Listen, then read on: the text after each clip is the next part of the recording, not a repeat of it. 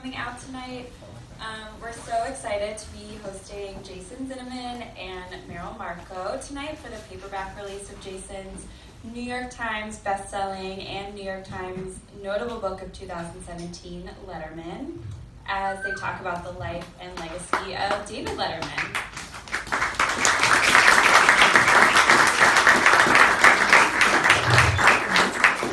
I have little bios about them, just like a line or two. Jason's the first comedy critic in the history of the New York Times and also writes about theater and pop culture for Vanity Fair, Slate, Time Out New York, and many others. And here to chat with him is a very special guest, Emmy Award-winning writer, producer, and comedian Merrill Markoe, who was the co-creator and original head writer of the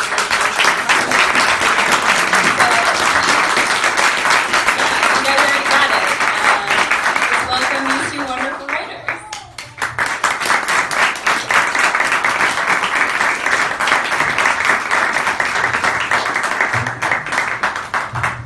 Thank you, everyone, for coming out.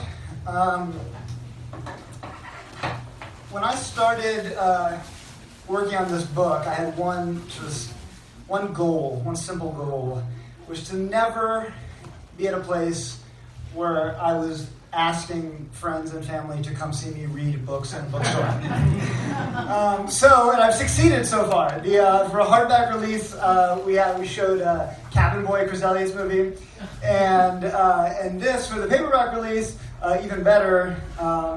We have a real titan of comedy, Merrill Markoe, who came over from Los Angeles, I'm going to embarrass Merrill for a second, but Merrill Markoe had a huge impact on my sensibility in a way that I didn't understand until writing this book.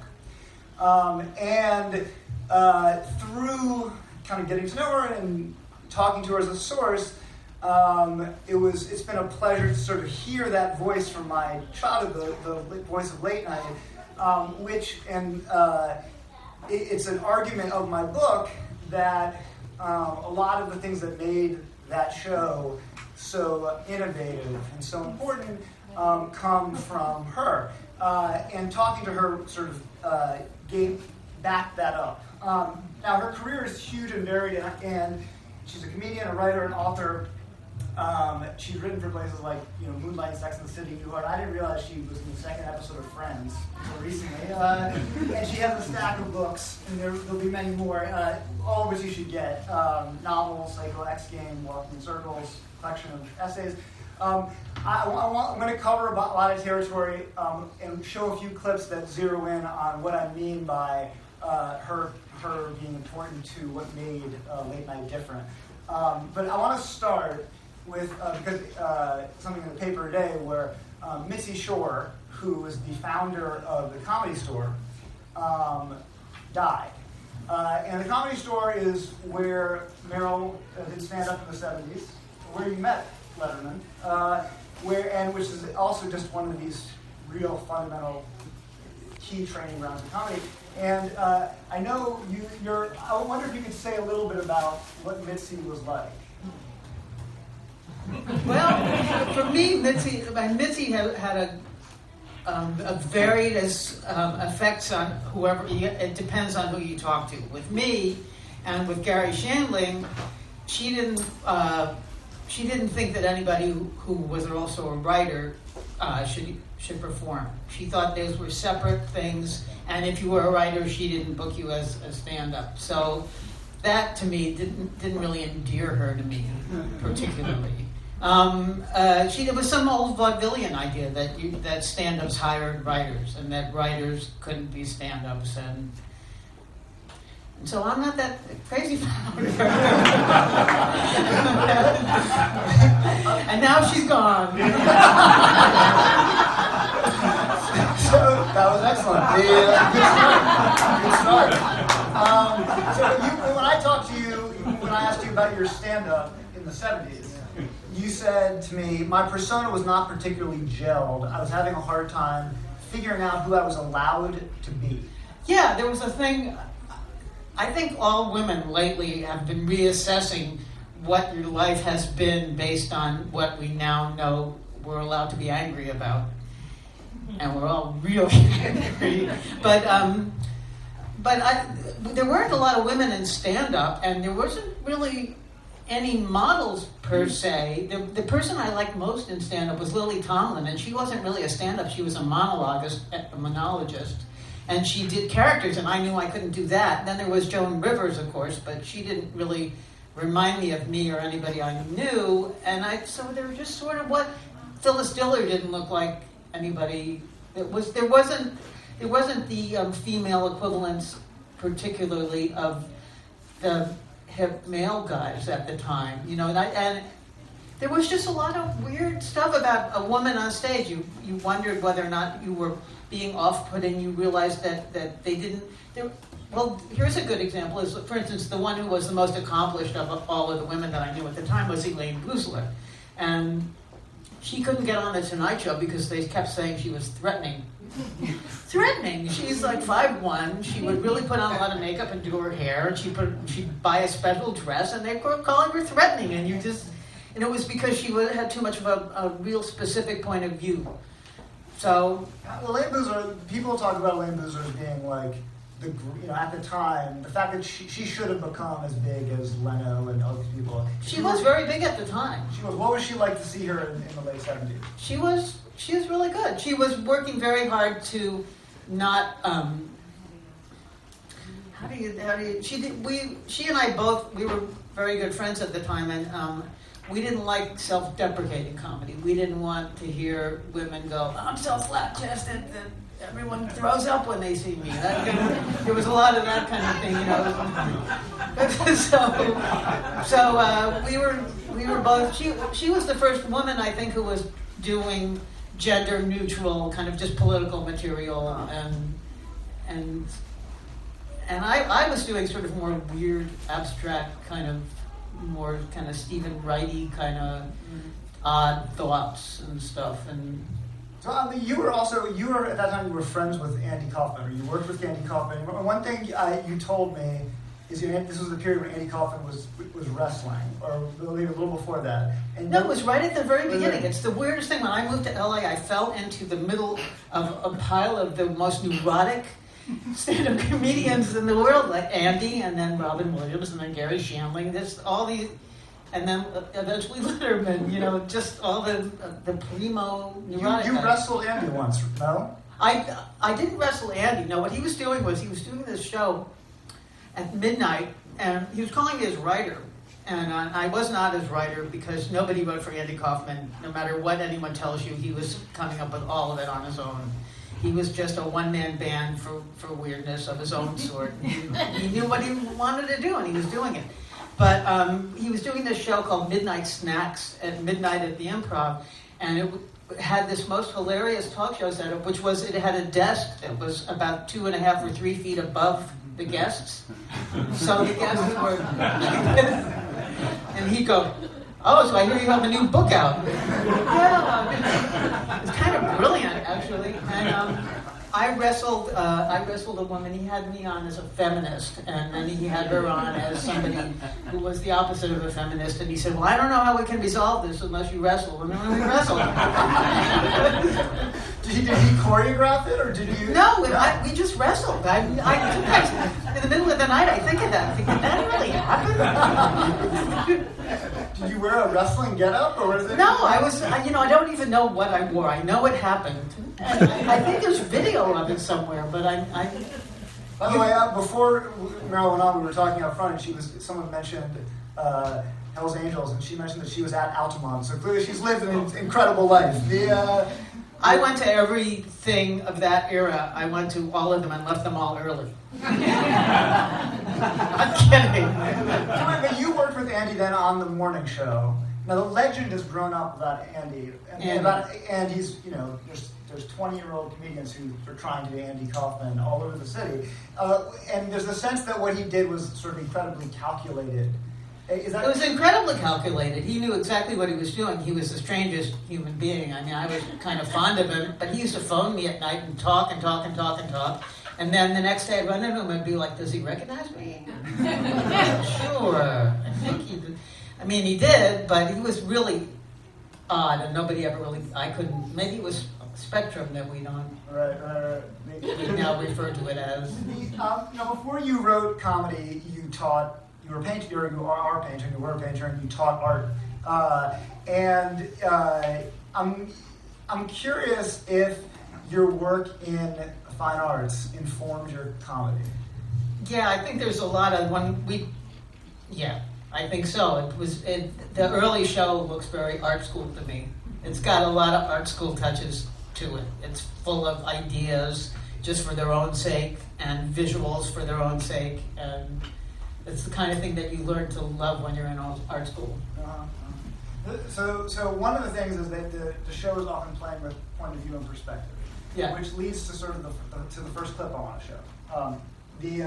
So let's see if I just set this up. This is actually, all the clips I picked are obscure clips that you might hopefully haven't seen before. And this one is from the second episode of Late Night, and it's it's a segment called Limited Perspectives that Mel came up with. And I think the setup I need is that it's essentially like a spoof of a movie review, and the movie review is of Reds for people who are too young for that. It was this epic, sweeping Warren Beatty movie about the Russian Revolution. But the way they do it here, there's a bit of a twist. So let's see the first clip.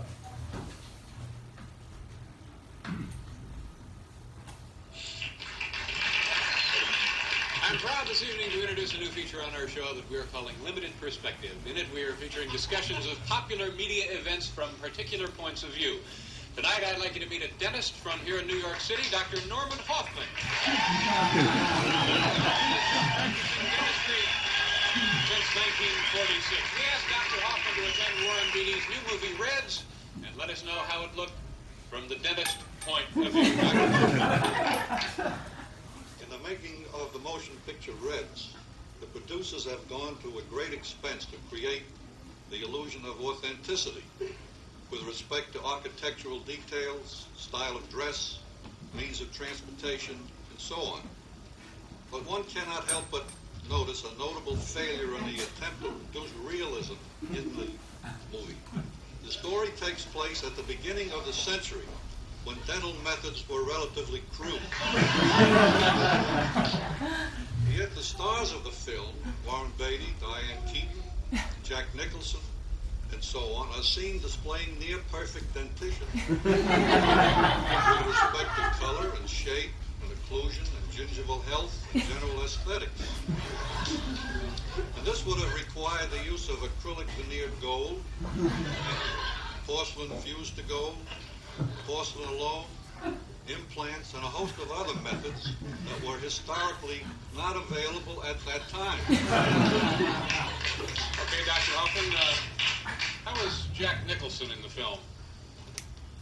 Well, in this picture, he doesn't show any teeth, but in the picture, from a subjective point of view, just an impression, his teeth were much too even. They look like a picket fence. No undulations to them. Nothing natural. I think they should have lengthened some of them to give them more naturalness. How about Diane Keaton? Diane Keaton has a high lip line, and she's showing a lot of teeth and gingiva. Her two front central teeth are slightly elongated. Pretty much ruined the film for you? Of course, here is the writer, producer, director, star, Warren Beatty. Warren Beatty appeared slightly toothy, but better than the others, better than Diane Keaton's or Nicholson's. I would say that Warren Beatty's teeth were the best of all of the stars of the show. Okay. So now, what have we got here? Well, here we have a long shot of a crowd. But fortunately for the film, there were many close-ups of this crowd, and their teeth showed to better advantage. But here again, there was a great lack of credibility, because in those days, back in 1915, many of the teeth were covered with gold and silver, and yet the teeth of the crowds in those movies were not different from maybe the teeth of the audience in front of us now. So generally speaking, then, the film was The uneven. teeth was uneven, and the teeth didn't fit the parts. Dr. Hoffman, thank you very much. So tell us about what's the idea behind this segment? Well, the idea behind the segment was, I think it was born of me going to the movies with my grandmother. It was just the way that whoever you're sitting with has a particular perspective on the thing, and then they just see the whole thing through that, and they don't. And then I just started spinning that off with the Writers' Week. I can't remember all of the ones we did, though. I remember one that we did was a review of the film Gandhi by a martial arts expert.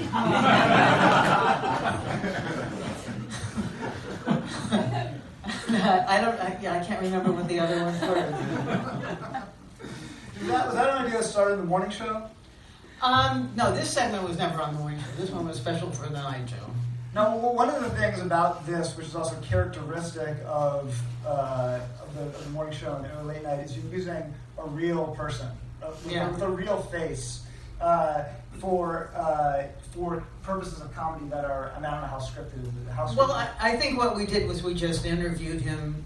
We knew a lot of times if you really load the questions correctly, that person comes up with the answers. The answers are there for the same comedy piece. You don't need to write it. You couldn't write it better. Right.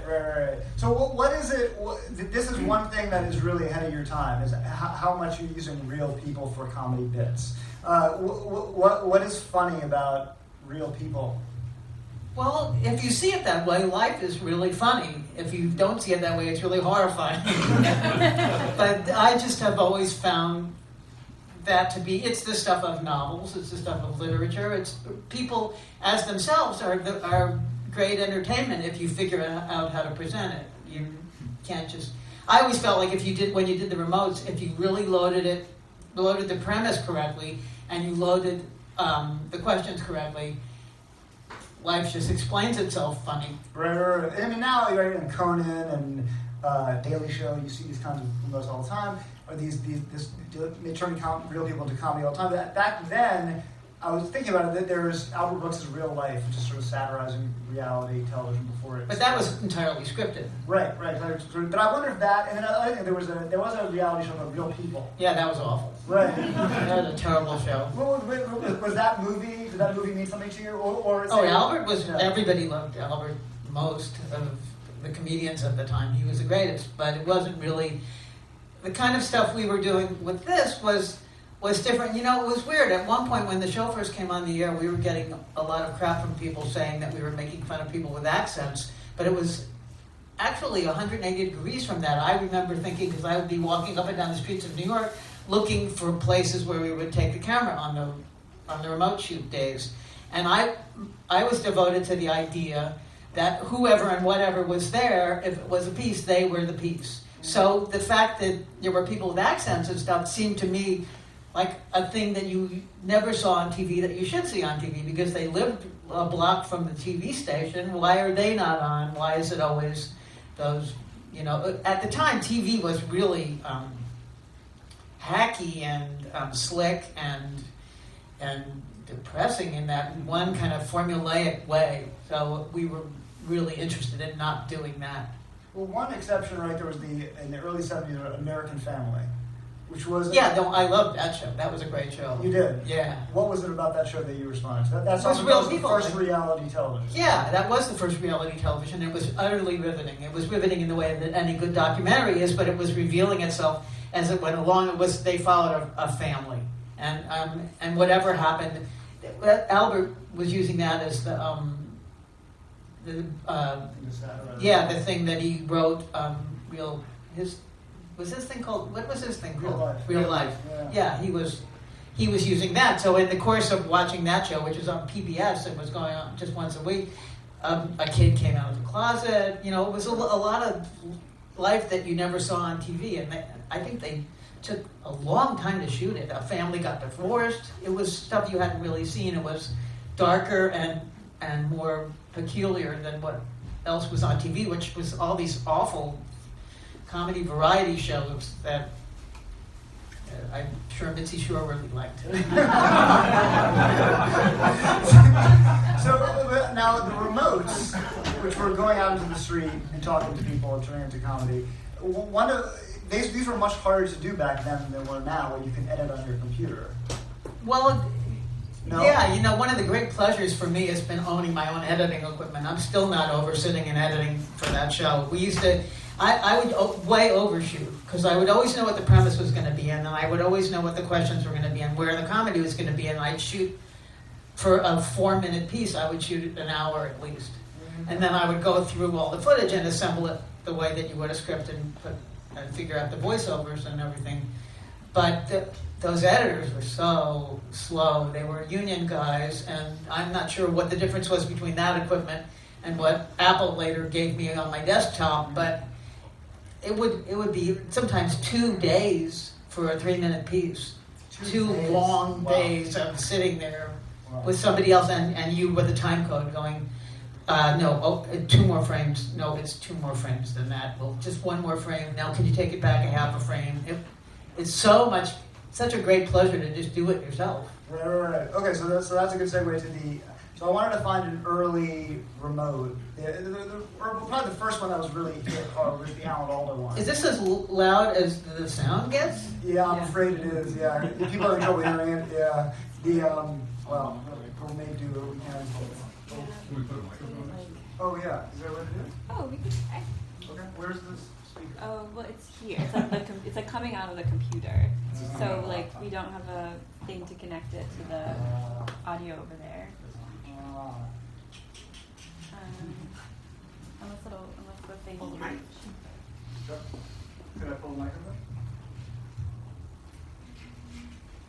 I love the remotes, and then while you're doing it, and in the early days of late night, and I never missed an episode, Dave wasn't known, so he was able to go out on the street. Yeah. I remember Just Bulbs, Just Shades, World's Best Coffee, Yeah. the photographs in the dry cleaner, all that stuff. It was great. I always remember your thank you. name. Give it a shot. Yeah, it was a little bit like, like Sacha Baron Cohen can't go do that stuff anymore, I wouldn't guess. Although that wasn't exactly a good parallel, but... This is right. This is just run and see how it goes.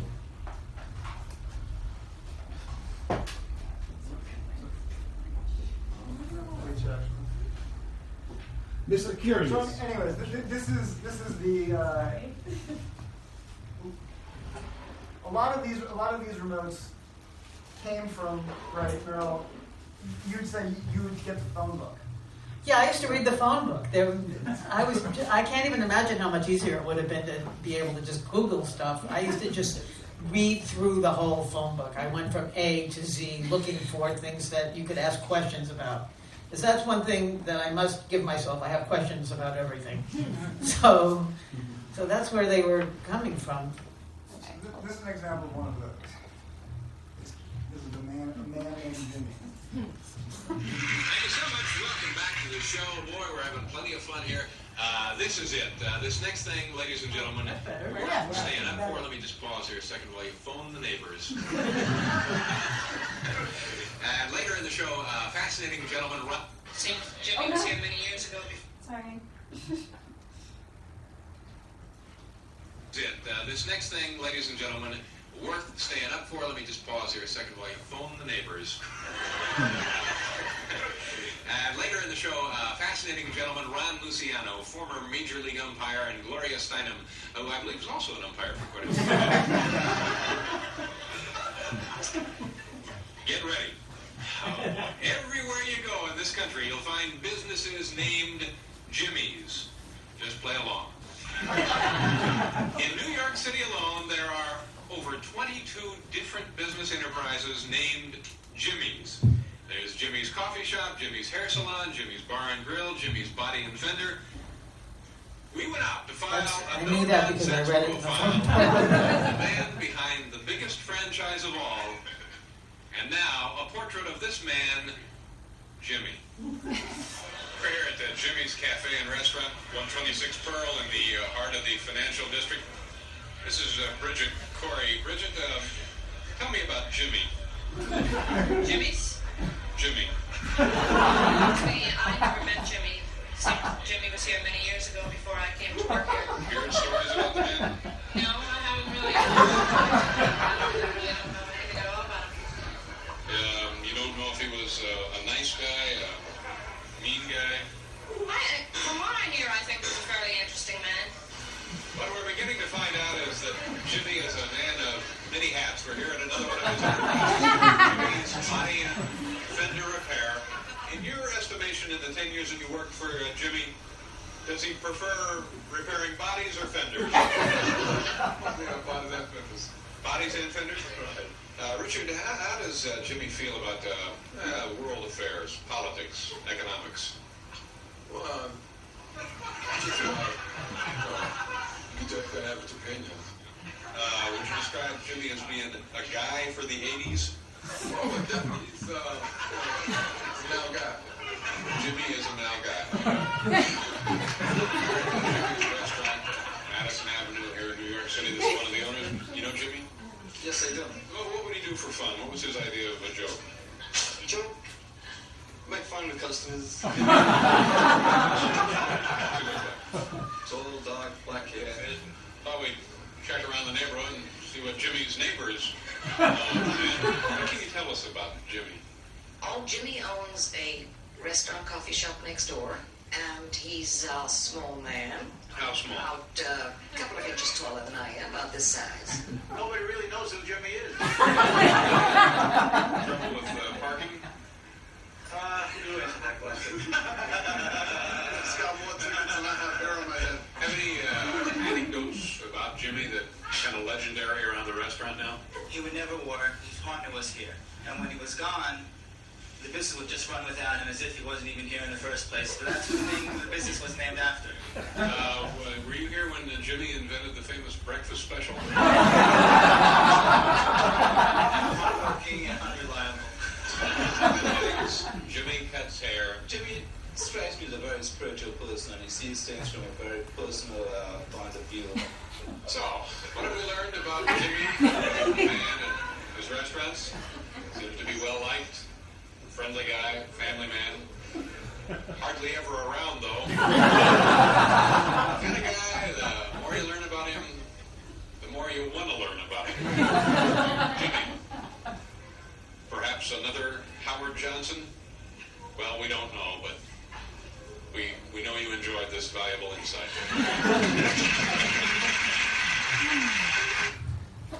So, first of all, he seemed to be beginning to think it wasn't going to work. Yeah, he didn't ever like this things. I would come up with these things, and he liked some of them, and he didn't like all of them. And I still, sometimes in the middle of the night, laugh at some of the stuff I dragged him into. He just hated, like, the wonderful world of plastic was an idea I had. It was just a big sign, the wonderful world of plastic, and there was nothing really there except plastic for sale. And I was like, oh no, we'll go. Ooh. He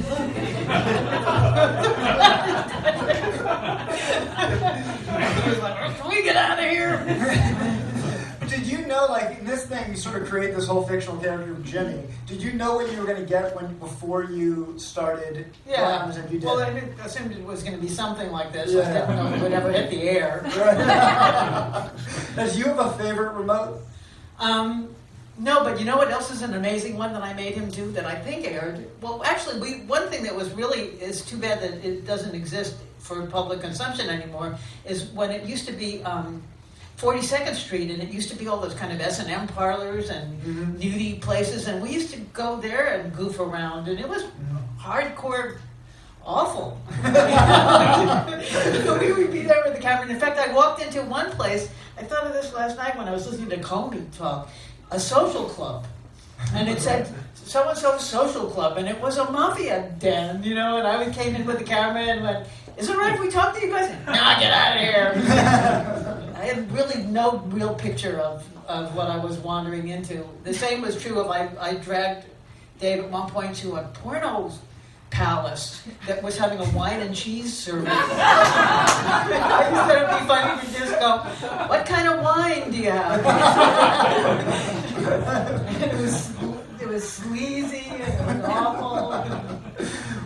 Fairly funny. So I want to zip along because I think I'm almost out of time. But I want to cover another remote sort of key thing that you came up with. Then of course I have to talk just a little about stupid pet tricks. You said that this came from your love of dogs. Stupid Pet Tricks was actually we started that on the morning show. Right. It was, it came from when I was in college one time, and I was utterly broke, and my art school friends and I were sitting around, and they had a Doberman Pinscher, and they put socks on it. We spent the evening watching the dog walk around in socks. And I remember thinking, everybody does that to their dog, some version of that, and that was the general idea. But I didn't actually ever produce Stupid Pet Tricks. We gave it to interns right away, because it was so self-perpetuating that you just put an ad in the paper and people showed up. So it didn't require me to sit there, and just anybody who could see whether or not the dog was actually going to... We didn't want to do the kind of thing like a horse that can count. We wanted, a dog running from a vacuum cleaner kind of a thing. Right. So, but you did, so this next thing is a short one, My Dog Bob. yeah. Which is one you did do. This is the last clip. Well, this doesn't actually need sound, so you're better off. That's true.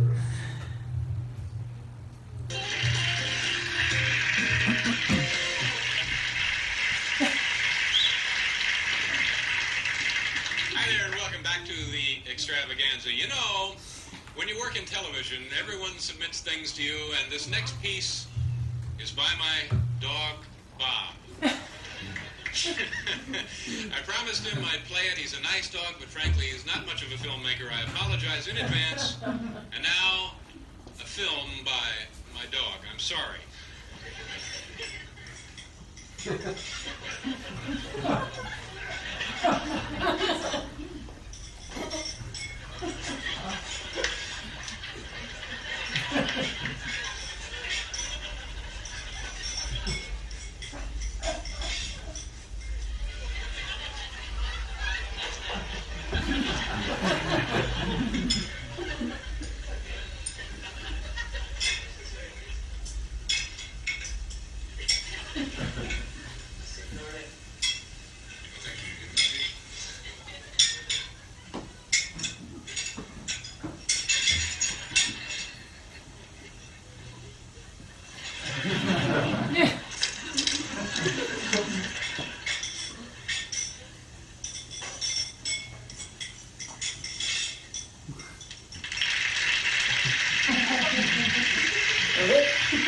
That's a short film.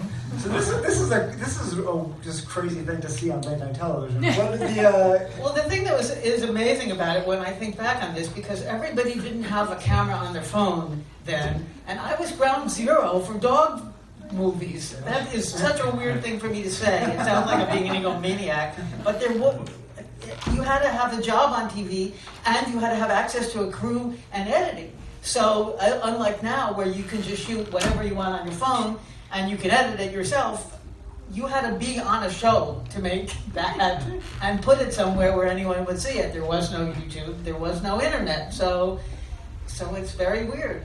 the billion dog videos all trace back to this, My Dog Bob?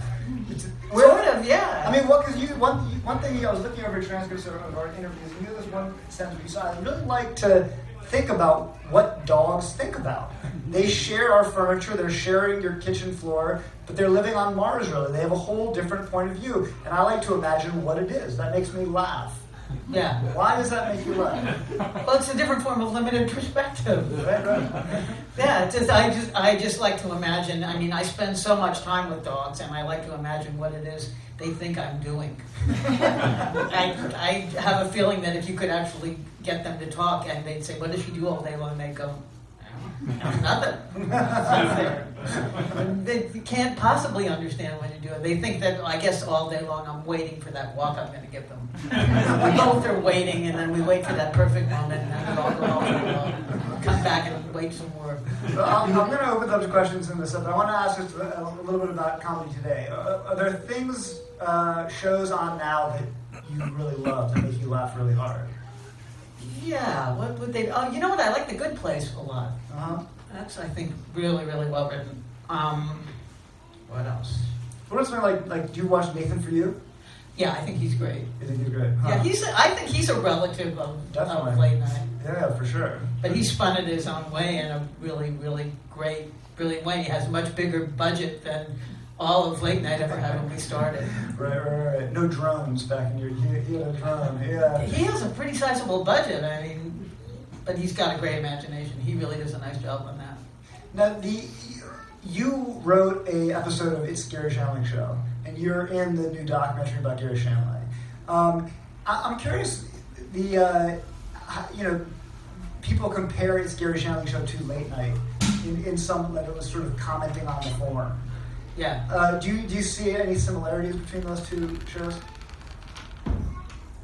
No, not really. I mean, to me, when you're talking about breaking the third wall, it goes back to George Burns and Gracie Allen, who were my favorite show when I was growing up. I mean, I don't know if you ever watched any of that, but what I thought was brilliant there, that was one of my great inspirations in life. It was so bananas and insane. George Burns would be talking to camera, and then he'd say, "I wonder what Gracie's up to," and he knew he had a TV show, so he'd go upstairs to his office and turn on the TV to see what she was doing. And there she'd be on the show, and then he'd watch her. That's really berserk. Yeah. Okay, so let's. We got a few minutes for questions. Anybody have any questions for Merrill? Yes. When did you first realize that you were funny, and did anybody agree? I'm sorry, what? When did you first realize you were funny, and did anyone agree? Well, I sort of always was the person making jokes in my group. I getting thrown out of movie theaters for making jokes, and yeah, I guess I always did that. I don't know how that comes upon a person. I think every kid plays the hand they're dealt, and if you're like the prettiest girl in your class, you play that card. And if you start making jokes and people laugh, you keep playing that card. You go for what seems to work and elevate your status with the people you care about. I think that's what. Anything? Yes. You were head writer for a year? A couple of years. And then in the book, it sort of portrays it as if you were kind of the go-between for more bizarre comedy bits and Dave, who does have a reluctance, it seems. Yeah, he got tired of all the rehearsals and stuff, and I can't blame him. I mean, when we started, I actually was taking more inspiration from Saturday Night Live than I was from any other talk show. So I was putting together stuff that had sets and lines and rehearsals, and he had to go down and memorize stuff, and he had to do run-throughs, and little by little by little it was wearing him out. I mean, it's 5 days a week. Right. So there's a reason that you don't see the other guys doing sketches. And we always planned to do two things a day. We would do it in the front of the show, and we do it in the middle of the show. And then we would try to have other little things. We were overachieving like crazy because then we were trying to stand out. And the only other show on the air, by the way, was Carson, and he was doing pretty much nothing like that. He had his characters, he had the great whatever you call him with the hat on. I also had just a comment that in addition to going to Altamont, you saw the Beatles, right? I saw the Beatles twice. And not only that, I have a really great story about that period. I went to 2 Ken Kesey acid tests. And I took a poster off the wall for my bedroom because I was like 15 and I had a space, So the poster for the Ken Kesey acid test, there's this documentary on CNN about comedy, and I'm in it. And if you see it again, you'll notice that behind me is a poster for the acid test. I found it recently and I put it on the wall. And I started getting texts from people wanting to know, is that really an acid test poster? And finally I sold it for $20,000. I stole it off the wall of the building. That's the greatest achievement of my life. Yes. How much time did you guys spend together talking in the putting together of the book? I went over and interviewed at our place in LA, but I would say the majority of the time it's hard to measure because it was over email, back and forth. And that I think was probably the most useful. Yes, anything else? Let's see, you back there. Thanks. The Expos hat. So you talked about technology a couple of times and how it would have made things easier than it was back when you were starting either research or editing. But with the amount of change taking place now, are there any like big challenges you see or like big conceptual ways you think it's changed comedy? So the question is about how technology has changed comedy.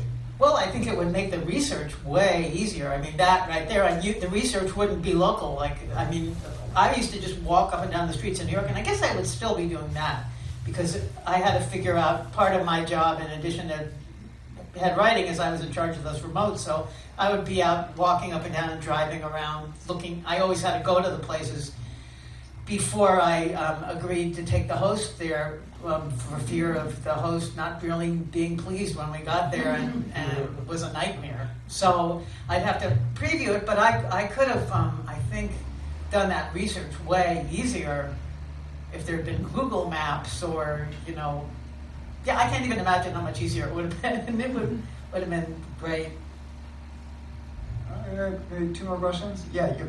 Just a question. I know you mentioned before you had a rather unorthodox view of The Tonight Show compared to other people at the time, that it wasn't really that entertaining. I was curious, I know Dave had a deferentialness to Johnny because he felt the career was owed to him, but did other writers feel that same way? Did you notice that was sort of an underlying theme that is this kind of going on? I don't know. I can't speak for them all. I know I personally wasn't the biggest fan of Johnny. And that's a really terrible thing to say. I know he's the legend and he's the person that everyone loves, but I didn't like how he was with women, quite frankly. To me, he only had the one kind of woman on, and it was all double entendre jokes. He didn't have the women on that I wanted to see on TV. So when the show started, I used to just try to get those women on our show until I learned to keep my mouth shut. Because it was push and pull with that, with him? With Carson, like, was there push and pull with that kind of thing at that time? You mean did he interact with our show? Yeah. No, he didn't. They told us when we started the show there were two things we weren't allowed to do. We weren't allowed to have an opening monologue, and we weren't allowed to play Stump the Band.